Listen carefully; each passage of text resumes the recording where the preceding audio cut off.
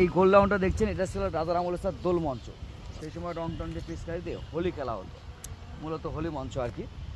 এবং আমাদের ভিতরে সুন্দর একটি স্যার ভিআইপি বাগান আছে, যেটা রাজার আমলে পার্সোনাল বাগান, এখন প্রধানমন্ত্রীর বাগান, যেটা আপনার দর্শনার্থীর টিকিট কাটার পরও প্রবেশ নিষেধ, যেটা স্যার আছেন, স্যারের সৌজন্যে আপনার সম্মানে এটা আপনারা দেখবেন। এবং এই যে ভবনের উপরে স্যার যে গম্বুজটা দেখছেন, প্রকৃতপক্ষে স্যার এই গম্বুজটা কিন্তু রাজার আমলে ছিল না, কারণ রাজারা স্যার আগে হিন্দু ছিল। স্যার এখানে একটু দাঁড়ালে একটা ছবিটা মানে দিতে ভালো আছে।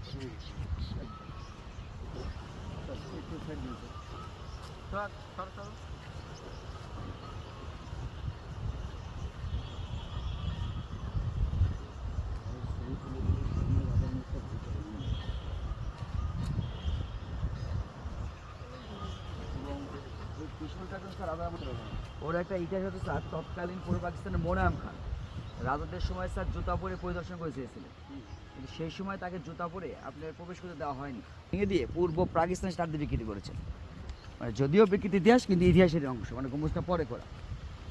আর এই বিল্ডিংটা স্যার পরিত্যক্ত, রাজার আমলে এটাকে বলা হতো স্যার, বা এখনও বলা হয় রাজকুমার প্যালেস। এই যারা রাজকুমার ছিল স্যার তারা উপরে থাকতেন, আর নিচের অংশটুকু ছিল স্যার টর্চার সেল, জেলখানা, মানে কয়েদিতে রাখা হতো।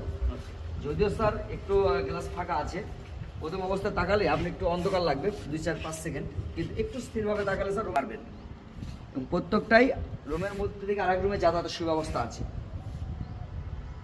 বিশেষ করে যারা খাজনা খাই দিত না, তাদেরকে এখানে সংরক্ষিত বাগানে গিয়ে দেখবেন যখন যাবেন, ওর ভিতরে কিছু ভাস্কর্য আছে। ওই ভাস্কর্যগুলো রাজারা যে সকল কারিগরদের তৈরি করে নিত ফেলা হতো, মানে একই ডিজাইনের জন্য অন্য কোথাও বানাতে না পারে, যেটা প্রত্যেকটা রাজ পরিবারের স্যার একই ইতিহাস এবং কারুকার্যকতা ইতিহাস কারাগার।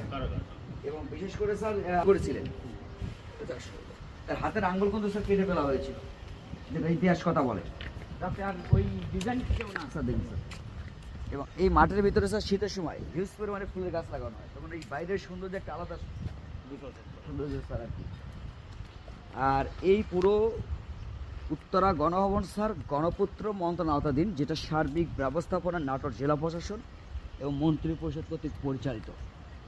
এবং এই যে আপনার গাছটা দেখছেন সামনে স্যার, জাম গাছ, দুইটা ডাল কিন্তু স্যার গত 2 বছরের ঝড়ে কিন্তু ভেঙে গিয়েছে। এই গাছটা কিন্তু স্যার 200 বছর ছুঁই। এটা ফজলি আমের গাছ, এবং এই আম গাছ সহ যে সকল ফলজ গাছ আছে এগুলো স্যার প্রতি বছর জেলা প্রশাসন কর্তৃক লিজ দিয়ে দেওয়া হয় সংশ্লিষ্ট ঠিকাদারের মধ্য দিয়ে। এই গাছের আম স্যার এখনও কিছু কিছু আম 1 কেজির ঊর্ধ্বে হয় ওজন আর কি, ফজলি আম তো এমনি স্যার বড় হয়। আর এই বিল্ডিংটা ছিল রাজার আমলের স্যার আপনার রাজভবন, এখন এটাকে বলা হয় উত্তরা গণভবন। জি স্যার, বিগত দিনে সরকার প্রধান যারা এসেছেন শীতকালীন অধিবেশন স্যার এখানেই করেছেন, এখনও স্যার ওইভাবে আসে না, এই জন্য স্যার ওইভাবে ভিতরে তদবিরের কাজও হয় না আর কি।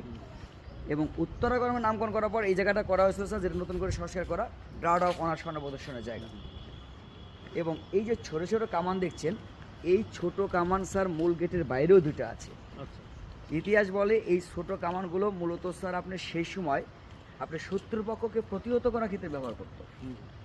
আর এই ভাস্কর্য ইতিহাস অনুযায়ী এই রাজবংশের স্যার যতগুলো রাজা আছে, আমি পর্যায়ক্রমে নাম বলবো, তার মধ্যে 4র্থ রাজার নাম ছিল স্যার প্রসন্ননাথ রায় বাহাদুর। এটা সেই প্রসন্ননাথ রায় বাহাদুর রাজার ভাস্কর্য, উপরের অংশটুকু শ্বেত পাথরের, নিচের অংশটুকু শ্বেত পাথরের।